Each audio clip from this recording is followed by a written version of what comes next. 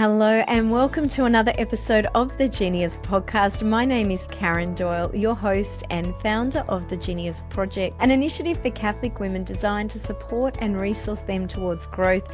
If you are interested in finding out about any of our initiatives, you can visit our website www.geniusproject.co or come and follow us on Instagram, genius_project_daily, or you can also subscribe to the Genius Project YouTube channel. Ladies, we are opening the doors to another intake for the Catholic Women's Masterclass. In this Masterclass, we walk women through a 4-month journey of transformation where we teach you 4 key rhythms of renewal that will really set you up and see you flourish in life. So if you're a woman who is stuck in old and negative destructive patterns or ways of thinking, if you've been through burnout and you are in a state of overwhelm and exhaustion, if chaos has become the norm in your life, then I would love to invite you to join us. In this masterclass, we will look at establishing 4 rhythms that will see you living a life of wholeness in Christ. The masterclass involves 9 video modules in which you'll have a workbook that you can work through each week for these modules. Then once a fortnight, the whole cohort comes together in a group coaching call on Zoom, and I walk you through this session where we really look at how to practically apply what you've been learning to your life, and we sort of strategize around those problem areas and the areas that you might be feeling stuck in. So once again, if you'd like to find out about that and join us in this next cohort, you can find information on the masterclass page of our website, www.geniusproject.co.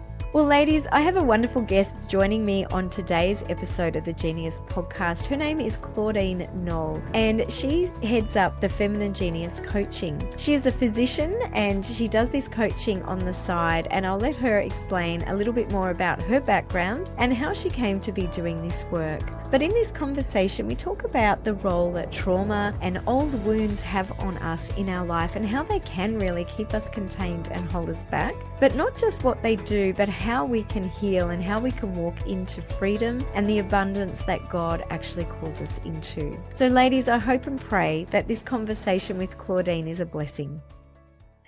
Well, Claudine, welcome to the Genius Podcast. It's delightful to have you joining us all the way from New York City.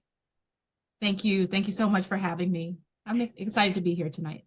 Yeah, well, it's great. You and I share such a passion for John Paul II's feminine genius and really serving and helping women, I guess, grow into the fullness of who God's created them to be in his image and likeness, particularly as women. And we'll dive into that in just a moment. But I messaged you recently on Instagram. We've been chasing each other on Instagram about doing this podcast interview. And it was funny. I was trying to copy your email from Instagram over into my email. And all of a sudden I sent you the angry emoji. So we'd never actually spoken. I was like, oh no. And I messaged you and you sent a beautiful voicemail back. But I will share a funny story with you because I do have a very bad reputation. Yeah. And one day I was actually messaging a male colleague who we were working on a project with, and it was quite funny. I was just texting and all of a sudden the angry poo emoji sent to him. Oh no. Oh no. It's like, oh my goodness. And then a few minutes later, I was writing, I'm so sorry, that was a mistake. And then the love heart shark emoji sent. Oh my gosh. Yeah, the autocorrect and I know. I was so embarrassed. But yes. So when that angry one went to you, I thought I better clarify. I'm not actually mad. I saw it and I was like, because I saw the alert on my phone. I was like, oh, that's unusual. And then I immediately saw the other message, like, oh my gosh, I'm so sorry.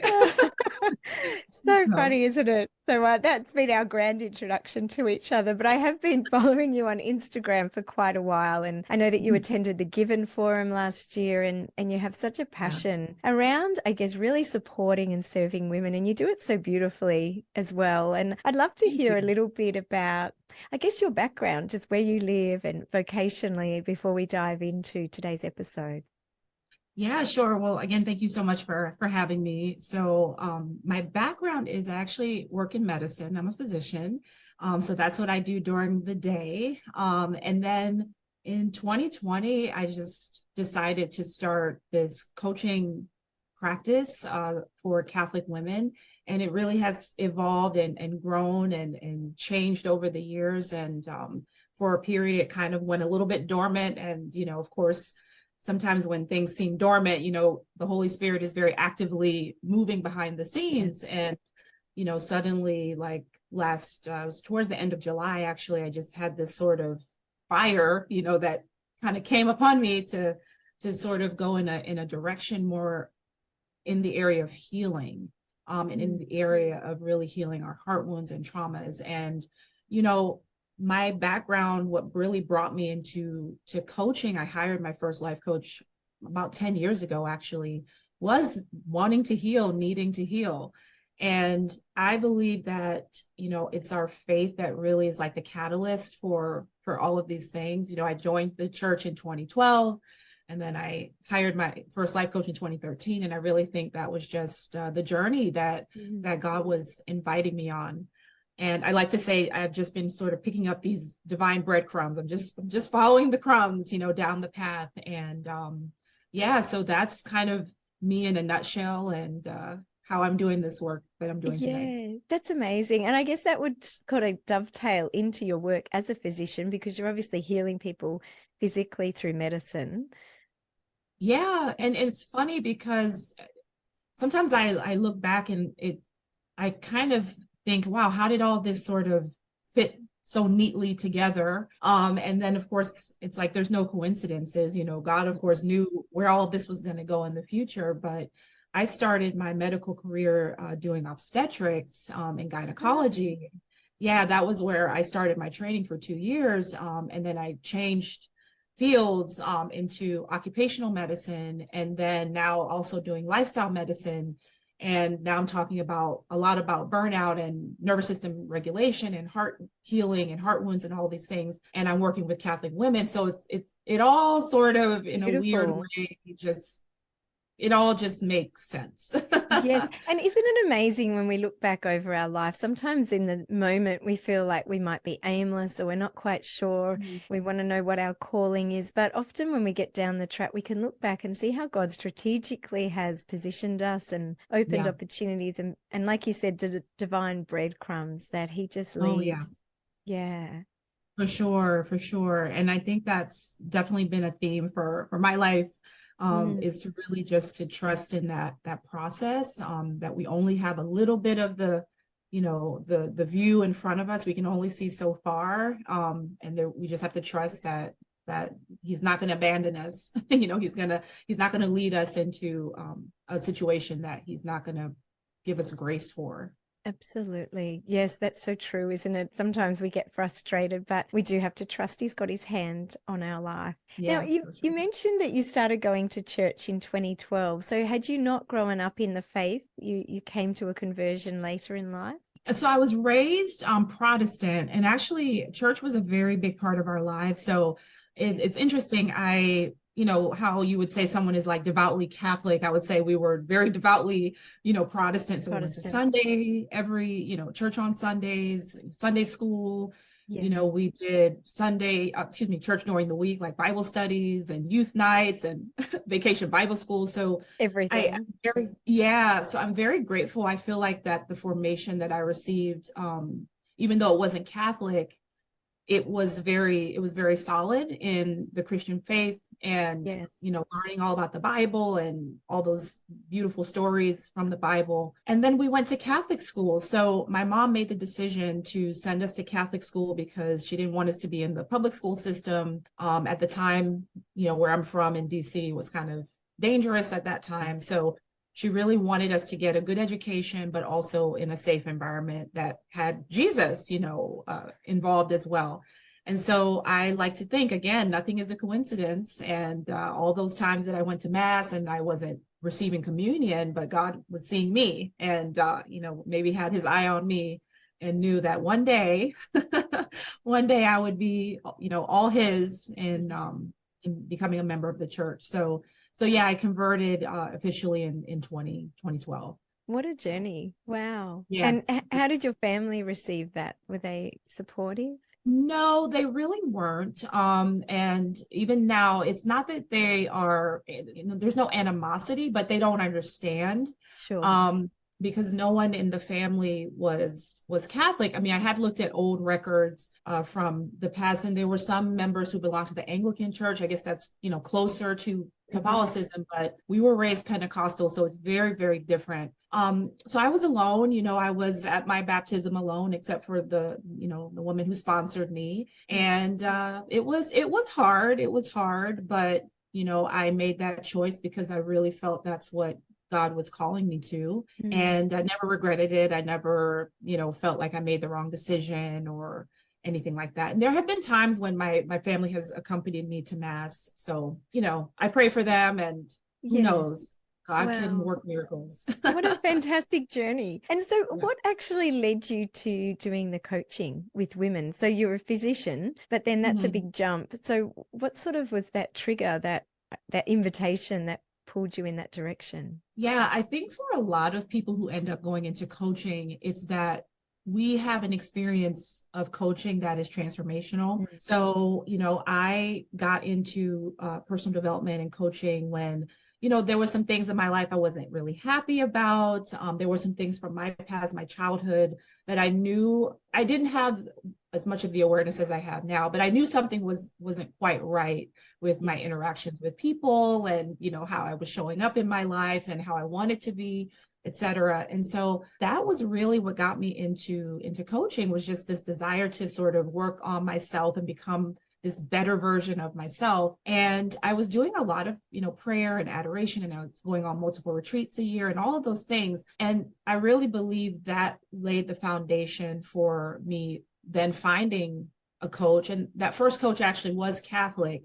That didn't even register for me until fairly recently, like, oh, she actually was a Catholic coach. And then from there, it was just like, with coaching, you have to find the right person and the right fit. And, there's so many different programs and things out there. So it was just like this, again, just following the breadcrumbs, following the pathway of discovery. As I was growing and learning, I would see new things and like peel back layers and say, oh, that's a new thing that I really think I want to work on next. And eventually I was just like, I want to help everybody know this information, because I didn't learn this growing up. And why don't we learn this in school? And so that's usually what happens. You just get this like fire to want to help other people improve and change and grow just like you did. And I think it's very important to understand that I'm still on my journey, as we all will be until we get to heaven, right? So it's not that you reach this level of perfection in this life, but you're constantly on that pathway of growth. So that's sort of what it was that led me to hiring a coach, and then doing a lot of training since then to become a coach. Fantastic. And it's immensely satisfying, isn't it, doing the coaching? I find just being able to offer women what we've received.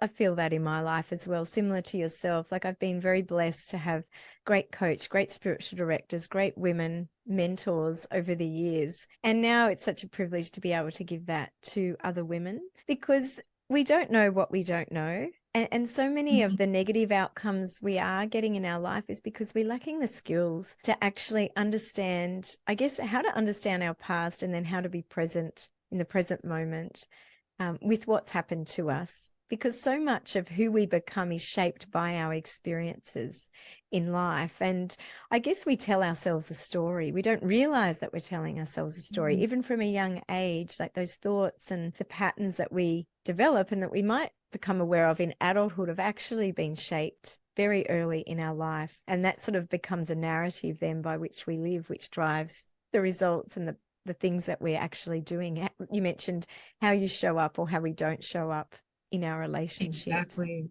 Yeah. It's so true that those early years, it goes back to the womb even. We can pick things up from our mom and, her experience and what she was going through when we were in the womb. And so, yeah, those first 7 to 9 years of life are absolutely formative, and they shape the things that we believe today. And I'm always fascinated. I end up doing quite a bit of, like inner child work when I'm working with clients. It usually is a memory or an experience of something that happened in the past. That's usually what comes up. It's that younger self that experienced a heart wound or experienced some kind of trauma or, a parent said something or someone else said something, or it happened in school or whatever it was. And those wounds, they run really deep, because at that age, we don't have the ability to basically discern and say, well, that's not true, or that's a lie, or, that's not what God says about me. Mm-hmm. And so children will just sort of take all of that on, or they make these wrong conclusions. And then suddenly that seed is planted and that is carried out through your life as an adult. So yeah, it runs deep. And you do a lot of work, particularly in this area of healing the heart wounds. Mm-hmm. I had a look on your website, obviously you're healing the physical body, but we are this unity of body and soul as human persons created in God's image and likeness. And so what happens in the body affects our emotions. What happens in our emotions often ends up showing up in our physical health. Absolutely. And so you've really, I guess, niched down to this area of the heart and the wounds that we sustain in life. Can you share a little bit about, I guess, what those wounds look like and how we can, I guess often we avoid them, don't we? Because we're aware of the pain. We're wired to avoid pain, seek pleasure. But can you share a little bit about those wounds? I guess for women who maybe haven't done a lot of this work and this is an initial conversation, or even for women who are advanced on this journey of sort of diving into those wounds. Can you help us understand that a little bit more? Yeah, so I use the word heart wounds, and I'm essentially referring to trauma, because not everybody resonates with the T word. But essentially, if you're a human being, you probably experienced some type of trauma in your life. That's just part of our human condition. And because of sin in the world, either our sins or someone else's. So we've all experienced trauma. And the way I usually describe it is most of us won't experience those big T traumas, like war or violence or, assault or things like that. But we've certainly experienced those more quote unquote minor traumas. So maybe being bullied or emotional neglect. If your parents were working really hard, they didn't necessarily have time to come home and hold you and ask you, how was your day? It could be that one parent left, or divorce happened, or so many things. I mean, it really is anything that your body perceives as a trauma can be basically a trauma to you. So it can be very different things for different people.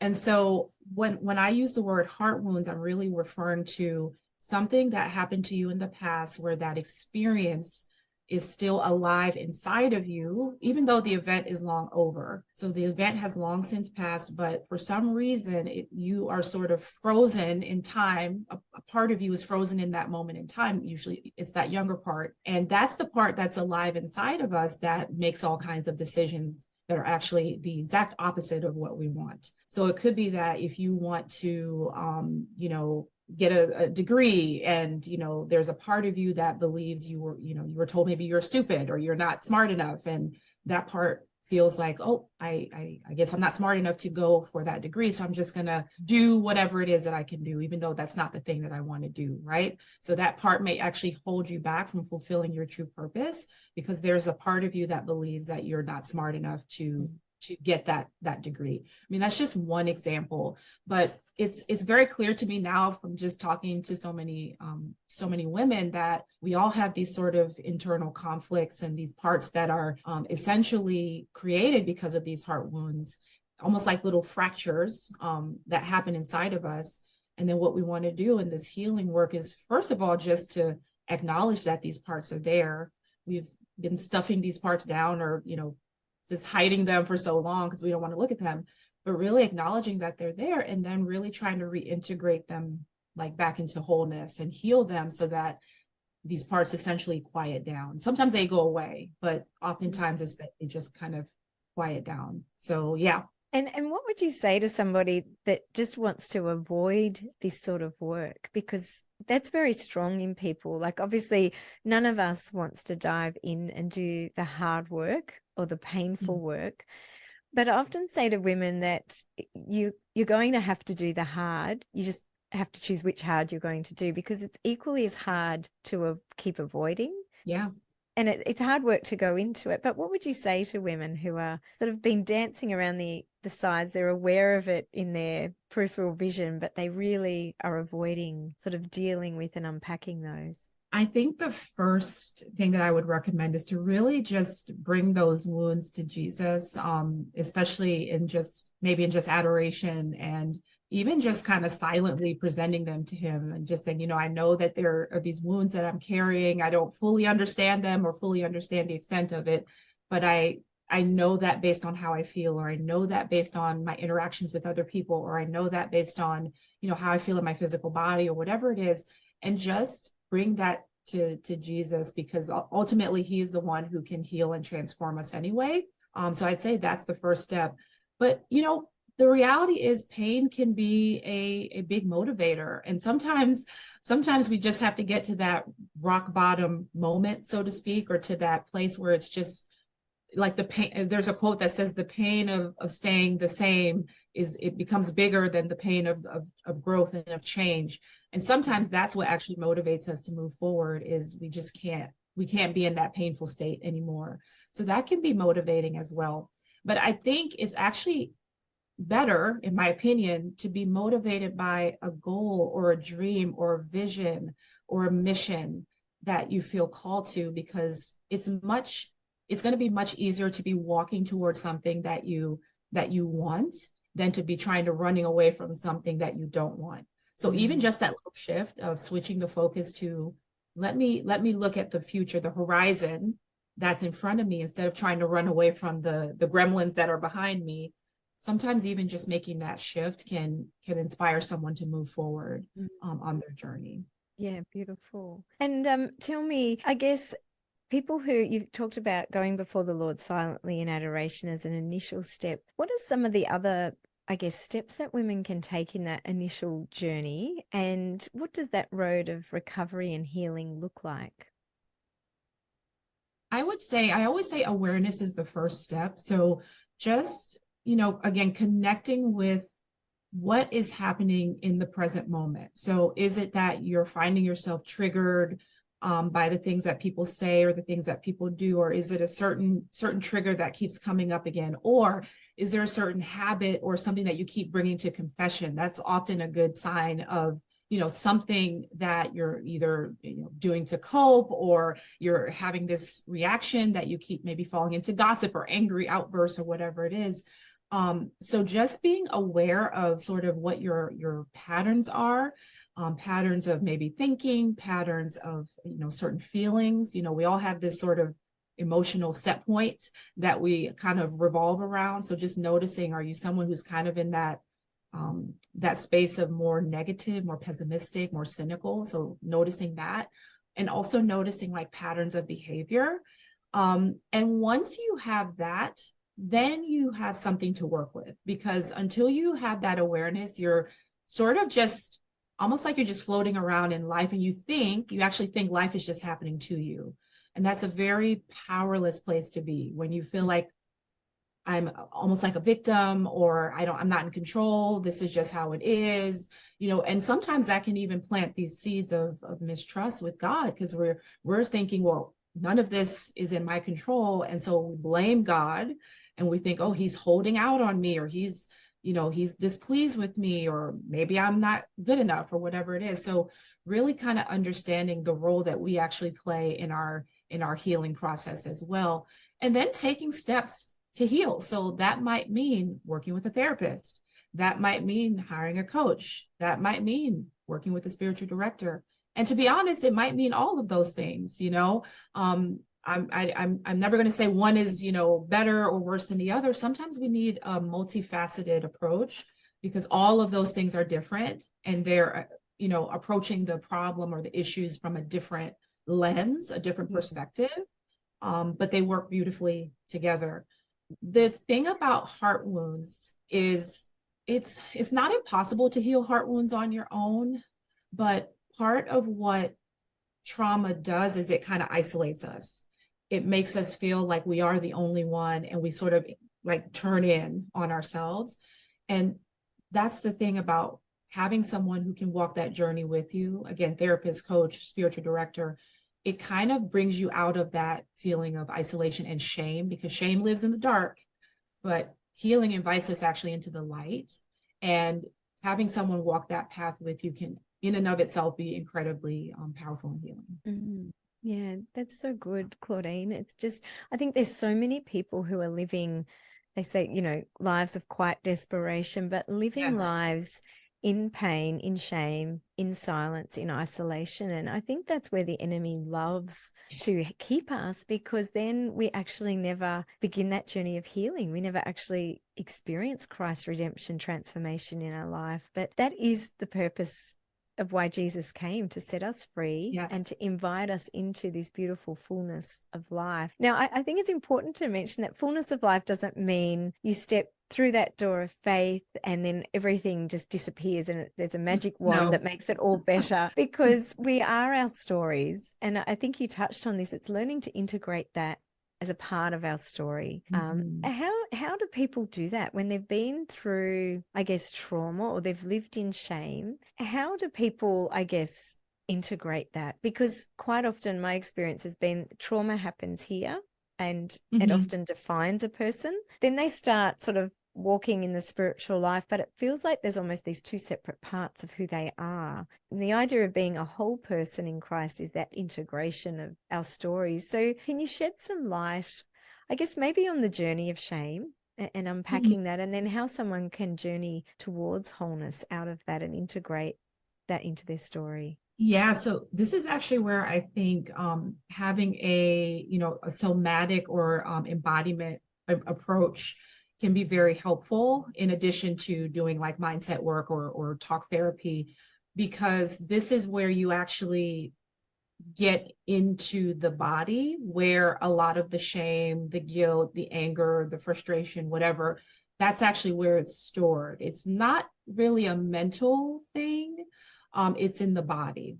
We feel shame in the body. We feel anger in the body. We have a physiological response to all of that stuff through the body. Disease comes in the body when we have all of these things stored. And so a lot of it is actually doing embodiment work to literally feel through those emotions so that they can release and heal. And again, we've never really been taught how to do that. And so we think that these emotions are just going to overcome us and overtake us. And so we try to back away from it or just kind of wall it off and not deal with it. And we know that that doesn't work. Eventually it's going to come out in some way, our habits, an angry outburst, or, whatever it is. And so what we want to do is actually just allow ourselves to be with that, and to just own it and to be honest about it. That's the beautiful thing about confession too, is that that's essentially what we're doing. We're saying, well, here is this, this sin or this, whatever it is that I've done. And we're bringing that again from the darkness, which is where Satan likes us to live, into the light. And so Jesus can heal it. And then as you were asking the question, I was also thinking about how Jesus, in his glorified body in heaven, he still retains his wounds, right? He still has his wounds, which I think is not insignificant, because his salvation of all of us happened through those wounds, right? And so it's saying something that he is still keeping these wounds almost as like marks of love, and a perpetual reminder, of how much he loved us. And I think if we had that same attitude about these wounded parts, instead of seeing them as bad or shameful or whatever, to just realize that, like you said, it's part of our story, and it happened, or there are things that we experience that's part of us, and they don't define us. They just kind of make us the totality of who we are. But we know God has the power to transform those ashes into something beautiful. And so that's kind of how I look at it. Yeah, I love that. I'm just reminded of one of my favorite scriptures is in Isaiah, and I did see it on your website as well, Isaiah 43:18-19, where it says, do not call to mind the former things or ponder on the past, but behold, I do something new. Now it will spring forth. I will make a way in the desert and rivers, a way in the wilderness and rivers in the desert. And again, Romans, all things work for good for those that love the Lord and are called according to his purpose. And having walked with people who have been through trauma's not my specialty, but obviously that comes up in mindset coaching for people, and I refer them to get that extra work. But there's a I don't know whether it's Satan or what it is, but it's a mindset almost that says they can't heal, that this traumatic event was so bad and damaged them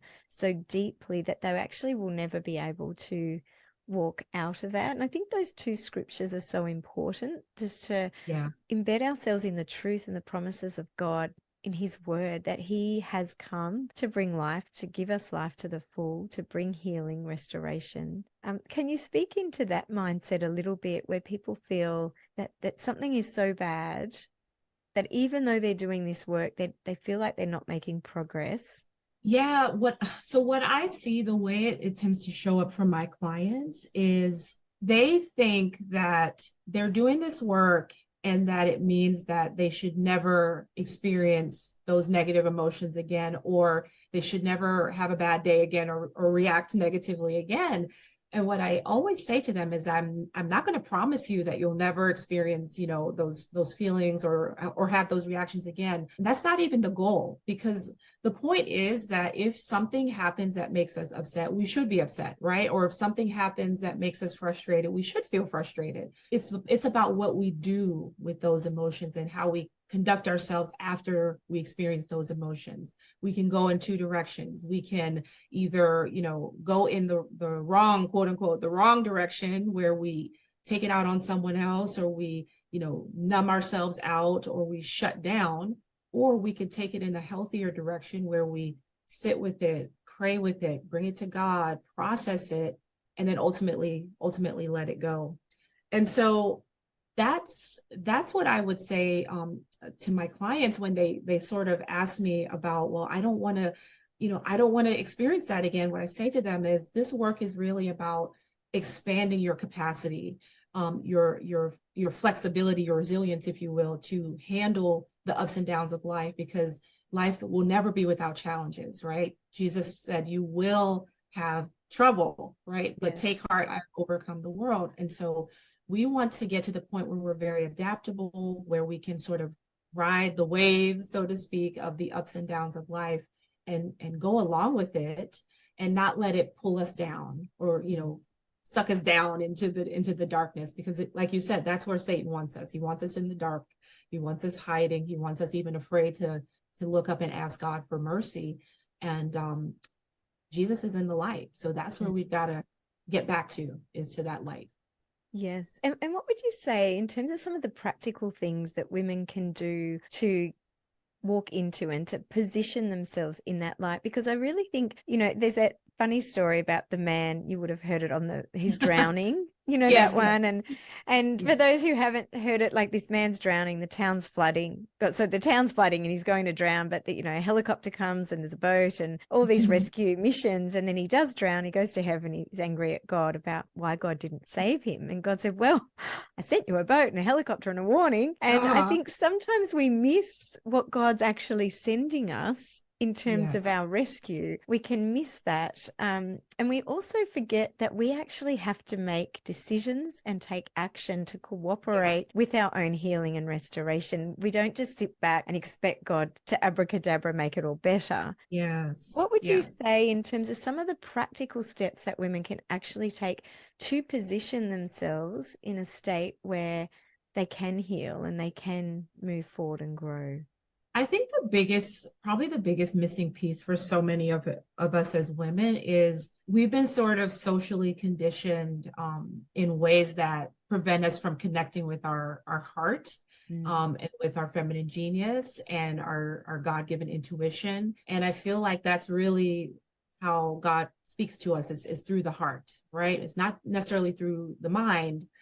It's really through the heart. And so I'm very big on making time for silence, making time to pray and to really talk to God, but also to listen to God, listen to what he might be saying to you. Because I find that he, at least for me, he's very subtle and speaks in very kind of quiet moments. Sometimes when I'm not even expecting, it might just be something that sort of, drops in. But because I'm trying to cultivate that space where I'm in a position where I can hear him, that's been very important for me in my life. And so making time for silence, making time for space, so that you can hear from him, And I think really being intentional about trying to reconnect with your feminine genius, reconnect with your emotions, reconnect with your heart, because those are the things that the world has told us are, weird, or Yes. they make us look crazy, Or or weak. it's Weakness. weakness. Yeah. Exactly. It's a sign of weakness if we're too emotional. It's like, no, that's our strength, our beautiful feminine hearts. That's really where our strength is. And in scripture, we don't hear a lot about Our Lady, but a few times we heard her pondering in her heart. I think that's very significant, that she was someone who was listening. She was listening to the voice of God and really marinating on things in her heart. So really becoming more heart-centered instead of mind-centered, which is more of a masculine thing. The logical sort of linear thinking is more of that masculine genius, but our feminine genius is really about heart and feelings and connection. So I think that's the biggest thing that we can do as women these days, is really learn how to reconnect with our hearts and not be afraid Absolutely. to Yeah, dive in. absolutely. I totally agree with you, Claudine. And I think the culture that we live in is this hustle culture that takes us out of ourselves. It causes this disconnection from our heart, just the sheer Mhm. pace of life, the role that technology plays. No one is bored. No one knows how to be bored anymore.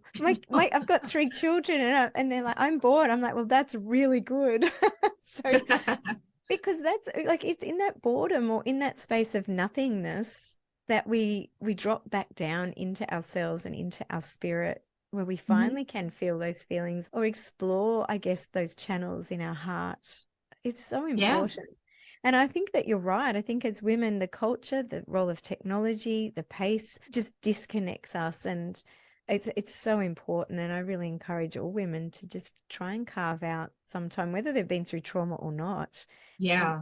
just that time for silence and solitude. I think, the fact that we're Catholic and we have Sunday, we had a Sunday lunch yesterday with friends, and we're talking about the Sabbath and how we all actually practice rest on a Sunday. It was Yeah. interesting just hearing from different families how they do that. So I think Yeah. that's really, really important. God gives us these rhythms. He knows we need this rest and the silence. He gives us a day of rest. I think that's always a great place to start, is just to make sure we're really setting Sunday aside for that reset and connection. Yeah. And I love that you said that he's given us these rhythms, because as women, we definitely have a rhythm. We have a natural cycle. Mm-hmm. And again, it's something that we've either just been totally like disconnected from, or we didn't learn very much about it.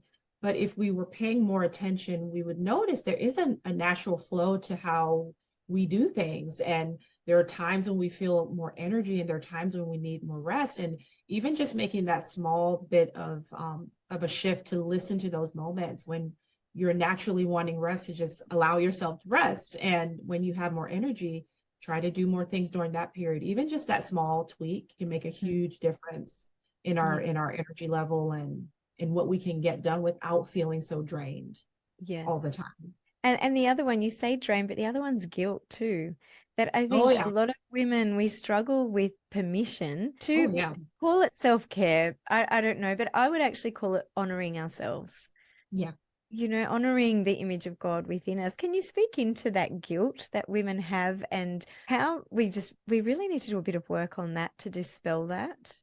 Yeah, the guilt is pretty big. Sometimes I find that women have been almost put into these roles at a very young age. So it could be that they had to be the responsible one, or they had to be the caretaker, or they had to basically do things that really they weren't supposed to do at that age. They had to take on these roles, and they sort of have carried that through their lives, to the point where they put themselves last, or they kind of feel like they have to sacrifice and give everything to everyone. And look, of course, as Catholics, we're taught to, give to other people and to love our neighbors and all of those things. But I also very strongly believe we can't give our best, our highest quality, if we're completely tapped out, if we're completely drained. And so if we're giving and giving and giving to the point where there's nothing left for us, then we're probably actually not giving our highest and our best. And so I always believe in, sort of making sure that we're taken care of, because I know that when I am, rested, and when I'm fed and, I've had my silent time and my prayer time and all of those things, then I have the energy that I need to go out and to do the things that God is asking me to do. And so we don't want to feel guilty about just doing the basic things that we need to do. Again, it's just part of our human nature. We all need social connection. We need, physical activity. We need nourishing foods. We need, of course, spiritual time and faith. And we need to be nourishing our minds and our intellect as well. So we want to be making sure that we're doing all of those things every week. Yes. And I love that you say, that saying, we can't give what we don't possess. And I think when we are still pouring out, then we do get angry, short-tempered, we harbor bitterness. And, there's that beautiful scripture in Proverbs to guard your heart above all things, because out of it, all the issues of life will flow. And so we can get into this false notion of generosity and giving, but it's coming from this really angry, resentful place, and that spills over. So that's sort of going back to that importance of just creating solitude and silence so that our hearts can be filled, so that we, out of the abundance of our heart, we can give. Yes. And I think it's helpful to look at what is the thought, because I know you do mindset work too, but like, what is the thought that is driving the action of me needing to give? Because if it's coming from, well, if I don't do it, they're going to think poorly of me, or I have to do it or else, or, if it's coming from that place, and like you said, it's not coming from the right spirit, the right motivation anyway. So yeah, it's so beautiful. Claudine, it's a great conversation. And can you, I'm wondering, just as we wrap up, have you got any books that you could recommend for women who are just sort of starting out on this journey or want to connect with themselves and their story a bit more? Can you recommend any good books? I'll recommend a book. It is by a secular author, but I think it's a good starting point. And just kind of, since we were talking more about like the feminine genius and about our sort of natural cycle and things like that, it's called Do Less by Kate Northrup. And in the book, she's basically talking about some of the concepts that we were chatting about as well, just about how the way we've been taught to work and to constantly be in the state of like production is actually not natural. There's no cycle in nature where it's constantly doing, one thing 365 days of the year. So so that would probably be a good starting resource. Sometimes I'll actually gift that to clients. Beautiful. It's a good place to start. And another one that just came to mind was Dr. Bob Schultz as well, with his work in terms of healing, and the John Paul II Healing Center is another area. If women are interested in connecting with you, where can they find you and your work? So my website is www.femininegeniuscoaching.com. And then I'm also on Instagram. That's where I'm mostly active on social media. Don't send her an angry emoji because she's really lovely. But yes, on Instagram. And what's your handle on Instagram?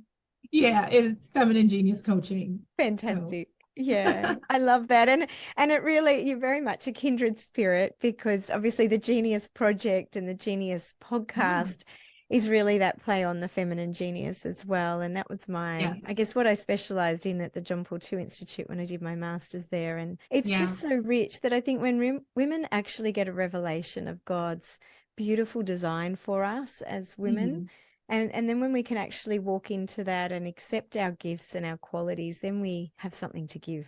And that journey of healing is so central to stepping into and living our feminine genius. Yeah, it's so powerful. I totally agree with you. Yeah. Well, Claudine, it's just a joy to connect with you. Thank you so much. Thank you. I appreciate it. Such good content in that conversation. And ladies, I'd really love to encourage you that if there is anything there that resonates with you, and if you are feeling stuck in any of those areas that we've talked about, I really want to encourage you to bring that to Jesus and then to take some action. As we highlighted in our conversation today, you actually have to take action. As we highlighted in our conversation, we actually have to take action to be an active participant in our own recovery and our restoration. One of those those pieces is coaching. And so I would like to invite you, if you are feeling stuck, to check out the Genius Project coaching programs for Catholic women. You can DM me on Instagram, or you can send me an email to find out more, karen@geniusproject.co. The Catholic Women's Masterclass is also a wonderful resource to really help you. If anything has resonated with you in our conversation today, this masterclass really looks at how you can develop 4 key rhythms of renewal that will really set you up to flourish in life. So I would love to invite you to check out the masterclass on our website, geniusproject.co, and you can also send me an email if you have any questions. We do have payment plans for the masterclass, and I'd love to invite you to join me inside this next cohort. Until next week, ladies, have a beautiful week. God bless you, and I look forward to you joining me again on the podcast next week.